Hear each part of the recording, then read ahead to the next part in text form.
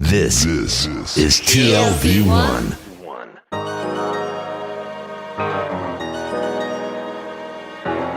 The Tel Aviv Review. Hello and welcome to the Tel Aviv Review. I'm your host, Gilad Halpern. And I'm Yael Berda.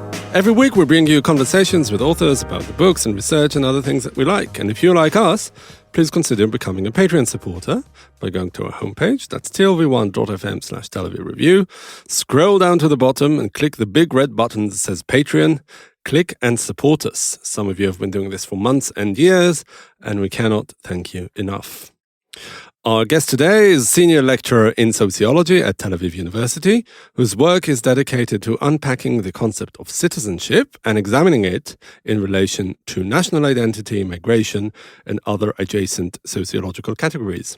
His book, Citizenship 2.0, Dual Nationality as a Global Asset, was published in 2019 by Princeton University Press. Dr. Yossi Harpaz, hello and welcome back to the Tel Aviv Review. Hi, thanks for having me here. So one of the aspects in your work that I find most intriguing is the separation of citizenship acquisition from migration, and therefore of citizenship in general from geographical location. Can you unpack this for us? Right.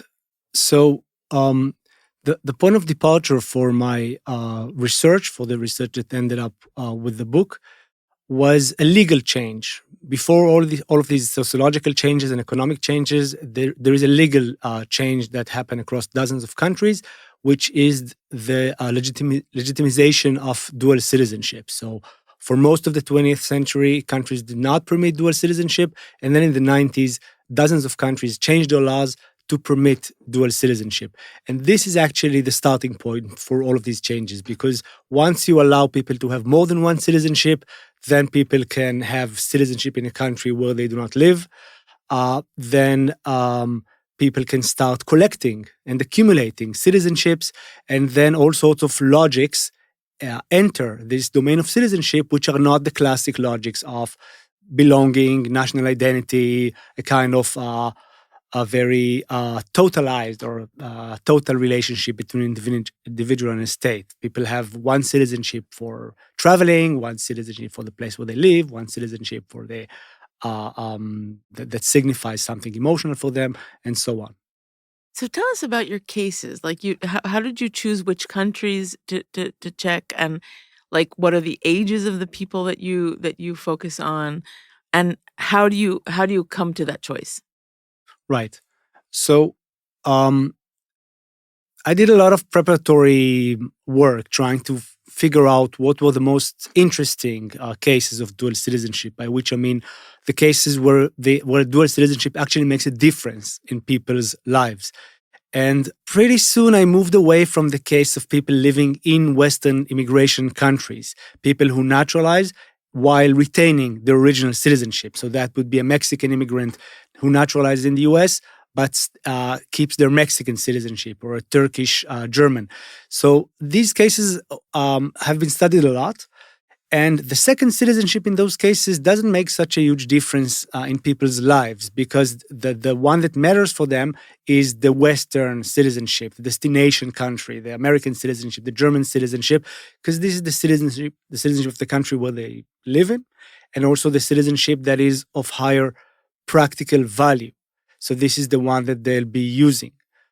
And this concept of practical value, this is what kind of led me in my search, because when I started thinking about citizenship as a practical value, and all of this thinking and searching is happening while I'm doing my PhD at Princeton University, when you start looking at the practical value, like when does becoming a dual citizen give you extra practical benefits, then the most interesting arena happens when people living outside Western Europe and North America, outside the US and Germany and so on, people who live in Latin America, in Eastern Europe, in Israel, when people draw on various strategies to acquire this second citizenship from a Western country. I call this set of cases compensatory citizenship. So this is dual citizenship, where people living outside the West acquire, based on various means, which I can explain in a second, acquire a second citizenship. And usually that citizenship that they acquire is a European passport, is an American citizenship. So this is a high-value citizenship. So dual citizenship becomes, there are many types of dual citizenship, but for me, the one that was most interesting and the one that I focused on in the research and in the book is this kind of compensatory citizenship, and I call it compensatory because you don't have to emigrate in order to get its benefits. It's not replacement citizenship. You don't stop being Argentinian to become Italian. You don't stop being Israeli to become German. You just acquire another set of rights and privileges and opportunities on top of what you already have. And most of the people who get this kind of citizenship never emigrate. So this is why it's a kind of addition. Yeah, so you call it compensatory citizenship. I thought about maybe calling it luxury citizenship. And that from that emanates some sort of a paradox, because those who are capable of doing that and are acquiring dual citizenship are often those who don't really need it. And, the fact that they don't act on it in most cases, as you say, is revealing. And you do cite data in your research also suggesting that the wealthier are less likely to emigrate. So if all this, factoring in all this, why do they do it in the first place? Okay, so to answer this question, I have to get a little bit deeper into the cases and the data. So how can people get this kind of citizenship? Like how can you get citizenship from a country where you do not live without immigrating there? The most common pathway is ancestry. So this would be the descendants of immigrants who go back, they dig up some old documents and then they go back to the embassies or the consulates of the countries where their ancestors came from. And this might be Italy or Spain, in countries like Argentina or Brazil. In Israel, many people get German or Polish or Portuguese citizenship. So that's the biggest pathway. And then you have ethnic citizenship, which is has to do with your ethnicity, and you see millions of people in Eastern Europe that acquire citizenship from countries like Hungary, Romania, Bulgaria, based on their ethnicity. And after that, you get into some really strategic strategies. And one of the interesting strategies that I studied is what is colloquially called birth tourism, which is mothers from outside the US traveling to the US, giving birth. The baby gets citizenship automatically based on the United States birthright citizenship principle, or jus soli, as we call it in citizenship studies, right of soil. And then they head back to the country, and they get this. The child gets dual citizenship. So I studied 3 different cases. I studied the Israeli case of Israelis getting European citizenship. I was actually focusing on people with Central and Eastern European roots, so people getting German or Polish or Romanian or Hungarian citizenship. Since 2015, we also have a Spanish and Portuguese citizenship, which really expanded the scope of the people who can get these citizenships.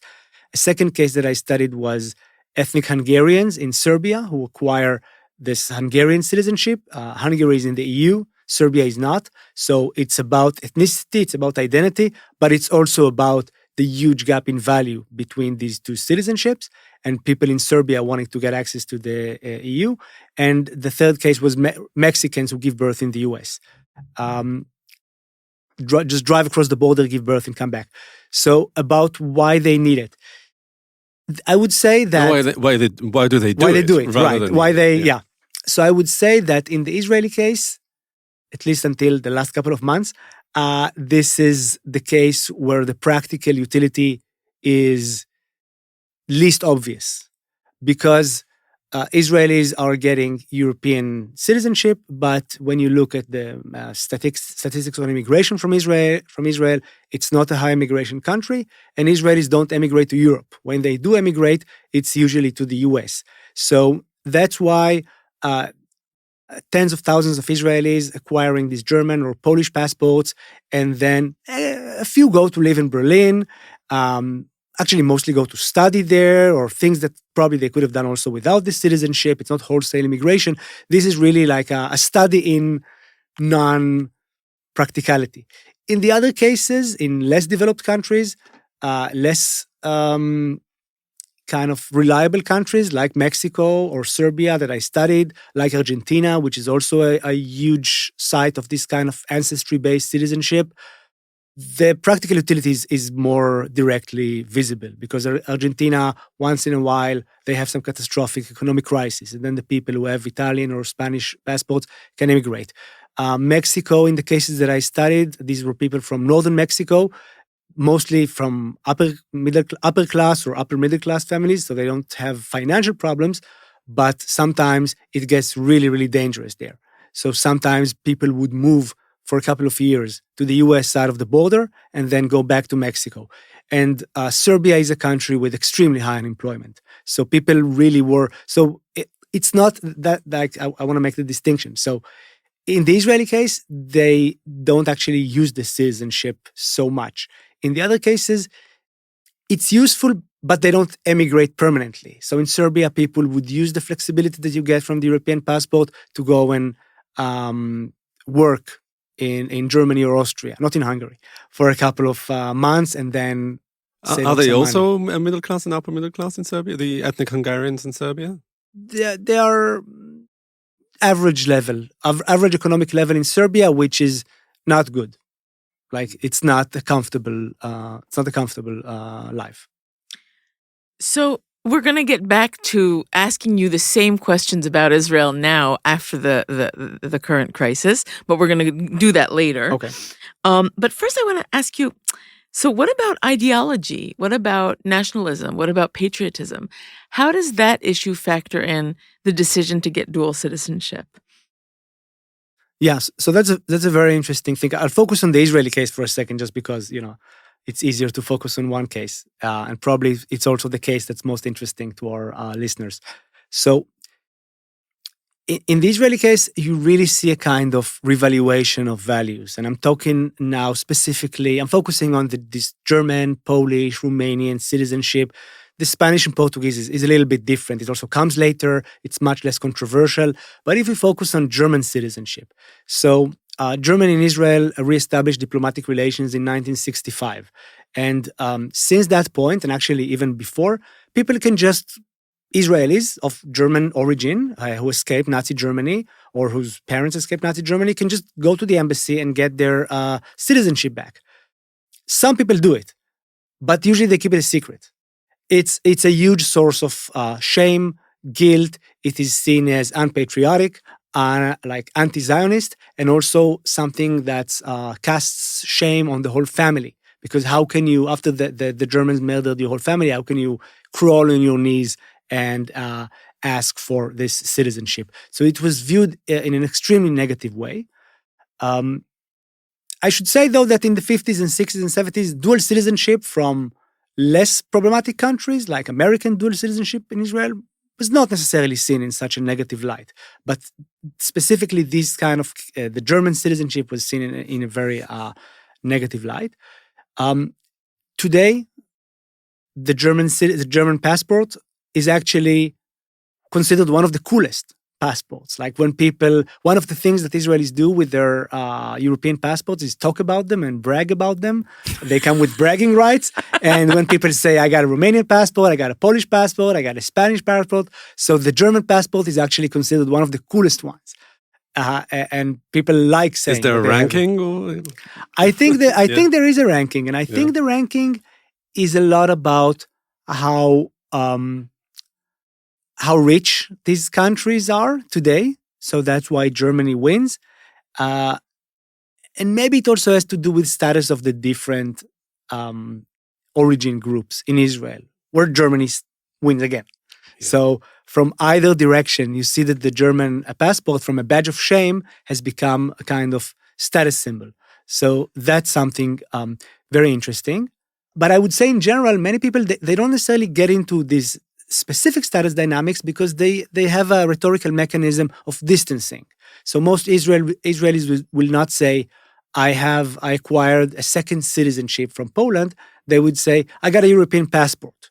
So they narrow down the citizenship to this physical object, the passport. They don't necessarily connect it to their specific country. They would say it's European. And this way they kind of create the rhetorical structure for that let's say, is commensurate with the way that they divide it, that they divide it mentally. Because mentally, let's say, legally, they have two citizenships, and these citizenships are both full citizenships, right? I have a Romanian passport, actually, and this is how I got curious about this thing. I'm an Israeli citizen. I'm also a Romanian citizen. Theoretically, these are both equal citizenships.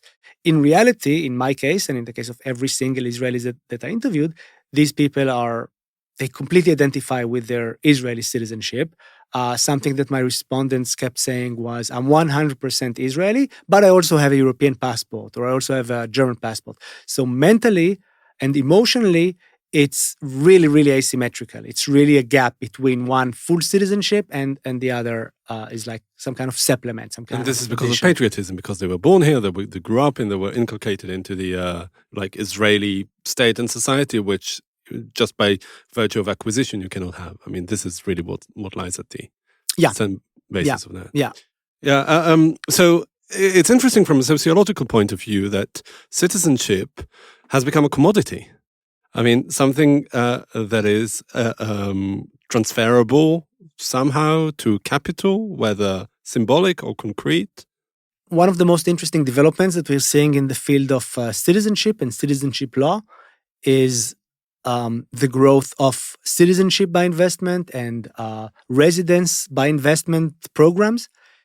So already these kind of ancestry-based programs that I studied are a bit commodified because, of course, it's easier to access them if you have money. This was very clear, for example, in Israel with the Spanish and Portuguese citizenship because, let's say, half of Israelis are eligible for it, but it's relatively expensive, so only those who could afford it applied. So already you have a kind of economic selection. But with these programs of citizenship by investment, residence by investment, investor visas, it's a very direct exchange of money for visas and citizenship. And today, up to a quarter of the world's countries have some kind of program where you can get access by just paying money. So usually they would pass it off as saying, we're trying to attract talent. It's not money that we're trying to bring in, it's talent.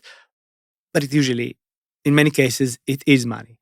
So just to mention some of these programs, so very successful programs, Spain and Portugal, the same countries that are also offering ancestry-based citizenship to the descendants of Jews who were expelled from those countries, they also offer like a residence visa for foreigners who buy a house for 400 or 500,000 euros.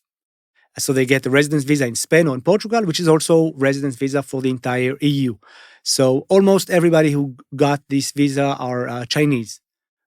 So these are Chinese, wealthy Chinese who want to have this foothold, this exit option, this kind of like summer house when the war in Ukraine started. So you started seeing also growing numbers of wealthy Russians coming in and Ukrainians using this exit option. And this is just an example. There are dozens of other countries that have this kind of program. So this is really direct commodification. So there's this commodification going on, but there's this also rise of ultranationalism and xenophobia. And how do the dual citizens deal with that aspect? Yeah, I think this is particularly interesting in the Hungarian case. I mean, how does Hungary, this ultra-nationalist, xenophobic country, see those people coming in who are ethnic Hungarians, but still they're immigrants? Right. Or potential immigrants, we've not. Yeah. It's a very interesting question. And of course, there is no one simple answer. In the case of Hungary, it looks like the main goal of Prime Minister Orban when he created this program, which began in 2011 to offer facilitated dual citizenship to the ethnic Hungarians abroad, the main goal was to secure a lot of voters. So there's Hungary is a country of 10 million people, and they have 3 million ethnic Hungarians in the near abroad. More than 1 million of them already got citizenship. And these people, when they vote in 2014, in 2018, 95% vote for Orban. And of course, they would vote for Orban because he gave them citizenship. He made them European. But this is sorry to cut you off, but this is another interesting question comparatively, because I would guess that Israelis with a European citizenship do not generally vote in the European countries that they're citizens of, right? Right. So this is a big difference. Yes, yes. So in the case of these, in general, I mean, today most countries in the world permit overseas voting. Israel is kind of an exception in that. But usually participation is not very high. Like countries need to work very hard in order to make sure that people abroad vote. In the case of the Hungarian near abroad, they worked very hard on that. So they gave them a lot of options to vote. They can vote in their village. They can vote in the nearby town. They can also go to Hungary and vote. They get them mail-in ballots to their home when they get the citizenship. They're really working very hard to make sure that they can vote. At the same time, you have hundreds of thousands of Hungarian immigrants, right? So these are not ethnic minorities. These are Hungarians that emigrated, many of them during Orban's tenure, to to London, to Berlin, looking for work. These people are not such huge fans of the Orban government, so they made it very hard for them to vote.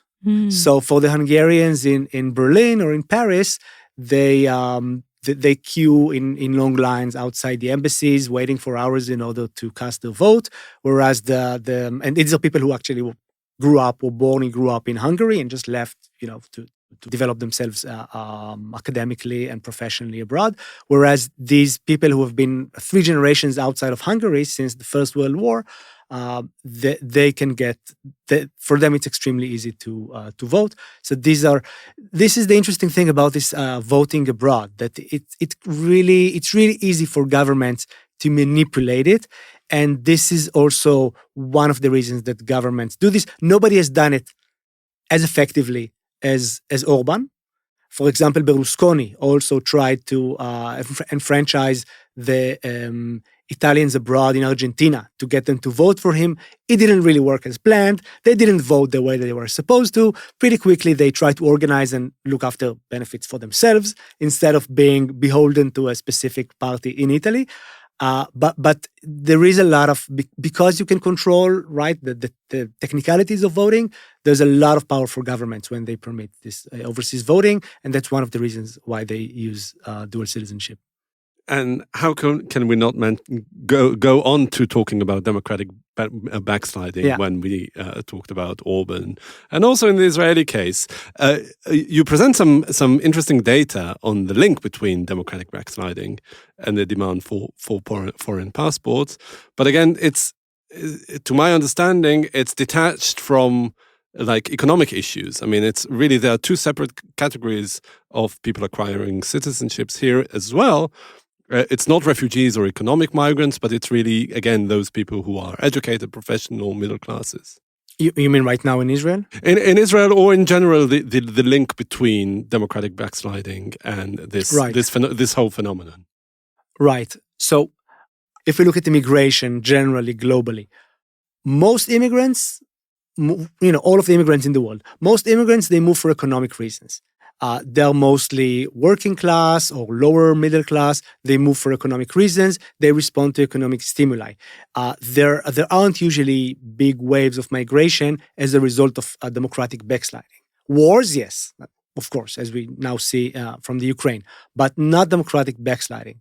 But elites, if I can call it like that, people who have multiple options to move, and it might be because of their money, it might be because of their ancestry, it might be because of their ethnicity or religion. Like I'm thinking about the cases that we spoke about, the rich people, the Israelis or the whatever, Argentinians with dual citizenship, but also, let's say, Jews living outside Israel who can always just show up and get Israeli citizenship. So these categories of people that have added mobility, yes, they absolutely are more likely to move, or more likely to try and have this kind of foothold or an exit option in response to democratic backsliding.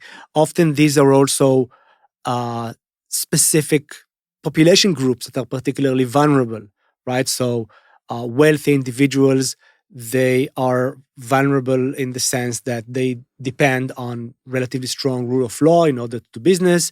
They are worried of being implicated with in corrupt countries.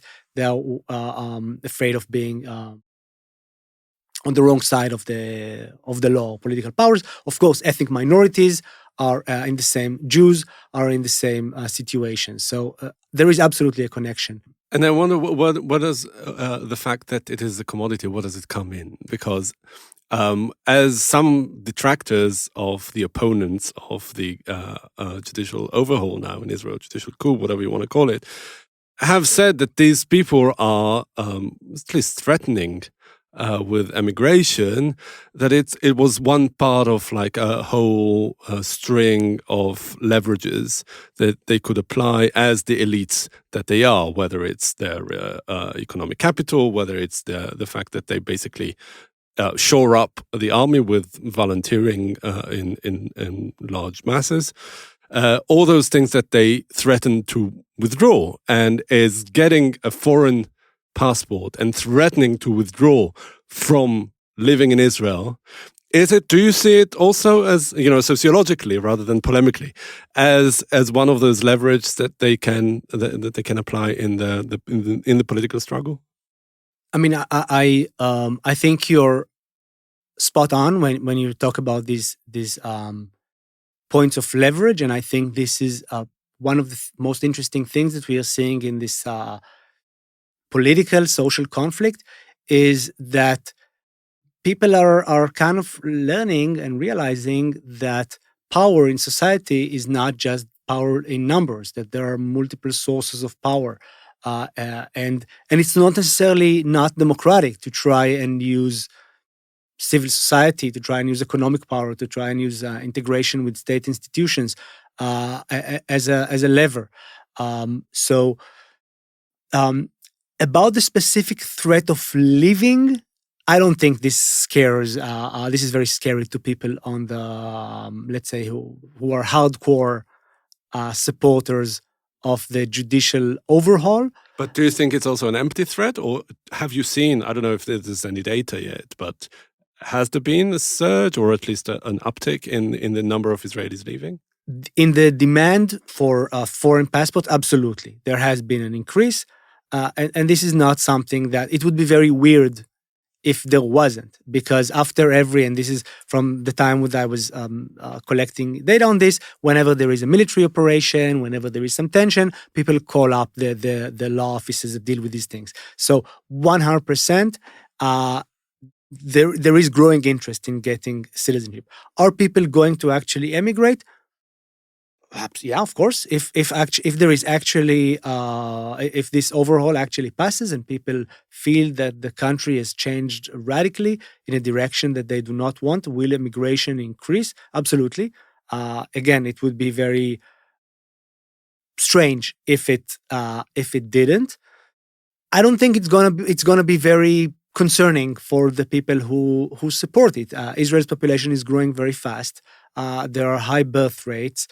Politicians look at just like with the example about Orban. Politicians look at populations first of all as potential voters for or against them, and only then they look at their other functions.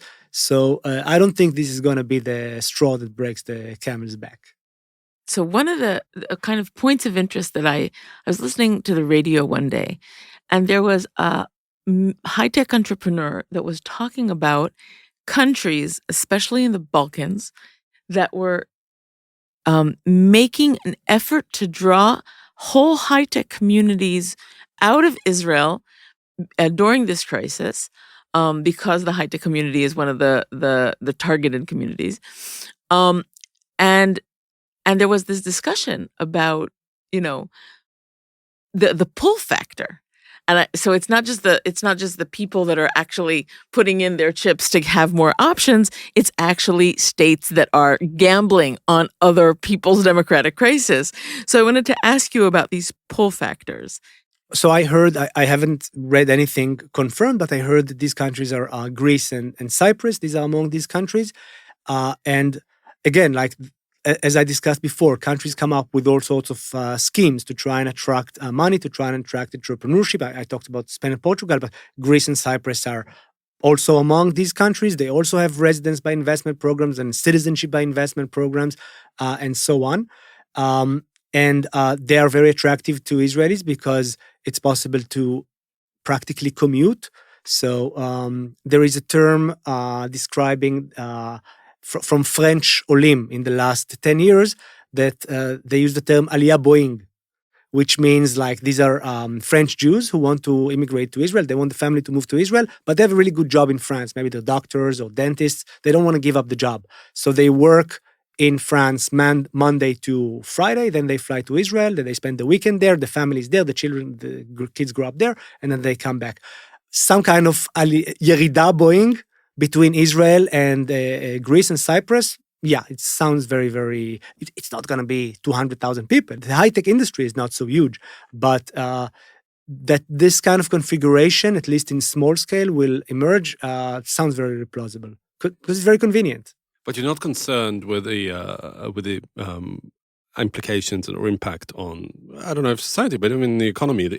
As you say, the high-tech community is not that big, but it carries a lot of weight. Of course I'm concerned. The impact is going to be terrible. No, I'm just saying it's plausible. Of course, the impact is going to be very bad because the tax revenue that's lost, I don't need even to detail all of the negative consequences, and probably the people who, I was just judging it as the scholarly sociologist. Exactly, that you are, I'm 100% concerned. It's going to be a very, very negative development for Israel if this happens. And of course, these people are not going to raise their kids to grow up and serve in the military, right? Yeah.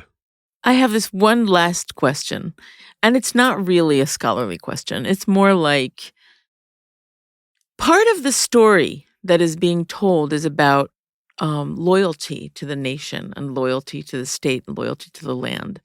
And in a way, people that can use their capital to leave, that have enough money in the bank, that have an extra passport, that can have this mobility, are the ones that are being told, hey, you're not tied to this place, really. You can go. And there is this issue that stands there. And I just wanted to ask your opinion about that because it's something that concerns me very much. I've been going back and forth a lot to the US, but in the last months, something has become much more entrenched in the fact that I am going to stay here until somebody carts me out of here. And do you feel that there's also that aspect, that actually the fight over democracy might actually give another side to it? Yeah. No, I think it's a great question. I also think about these things a lot. I want to say two things. First of all, that don't necessarily connect. First of all, about this very question of dual citizenship, patriotism, loyalty. This is something that, as I was doing my PhD and doing the research for the book, I was thinking about it a lot, and I never came up with a clear answer. Like people would ask me, "Okay, you studied dual citizenship for years. Is it good or bad?" Depends for who and how can you even answer this question? But something that one of my informants in Serbia told me kind of stuck with me, and he said, dual citizenship is good objectively across the board. Why? Because if you can choose between countries, then you are not a subject. Then the politicians cannot take advantage of you and tell you that you have no choice. You always have the choice. And this kind of forces the politicians to try and make you stay, make you want to contribute, make you want to be part of the country and the nation. So that's one thing that I really liked.